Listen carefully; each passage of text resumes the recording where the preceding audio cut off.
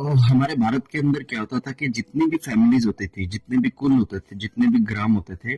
उनके अंदर कुछ कुलों और ग्रामों के पंडित जो है वो फिक्स हुआ करते थे। तो जैसे जैसे कुल के बच्चे आगे बढ़ते थे, वैसे वैसे पंडितों में भी उनके जो बच्चे होते थे वो आगे बढ़ते थे।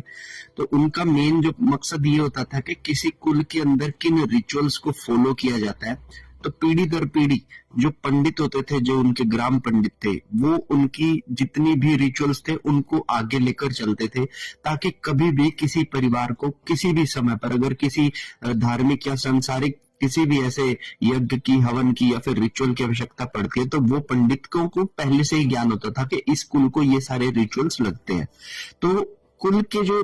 ये पंडित होते थे जो शुरू से चले आ रहे हैं, इन्हें पीढ़ी दर पीढ़ी पता रहता था कि इस कुल की कुल देवी कौन सी है, उसे कौन से भोग चढ़ते हैं, जब शादी विवाह या संतान उत्पत्ति का समय होता है तो कौन सी चीजें उनको करवानी होती है। लेकिन वो चीजें जैसे जैसे अब पीछे रह गई हैं, आज की डेट में हम लोग नए नए शहरों के अंदर जाकर सेटल हो जाते हैं। वहां पर जब भी कोई रिचुअल होता है तो हम कोई नियर बाय पंडित को ढूंढते हैं, जिसे पता नहीं होता कि हमारी कुल देवी का कौन है, हमारे अंदर क्या रिचुअल्स चलते हैं। क्योंकि बहुत सारी, अगर आप देहात के अंदर भारत के किसी भी ग्राम के अंदर जाओगे तो आपको पता लगेगा कि हर ग्राम के अंदर एक ऐसा रिचुअल है जो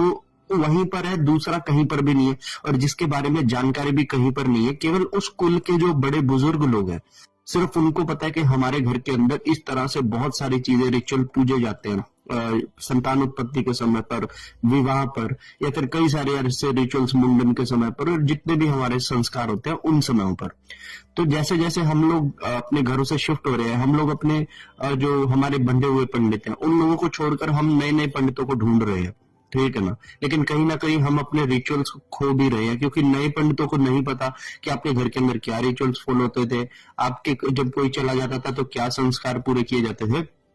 तो ये चीज जो है ना, ये चीज ये हमको एक रिदम से काट रही है। और जैसे जैसे हम इन रिदमों से कट रहे हैं, कहीं ना कहीं हम अपने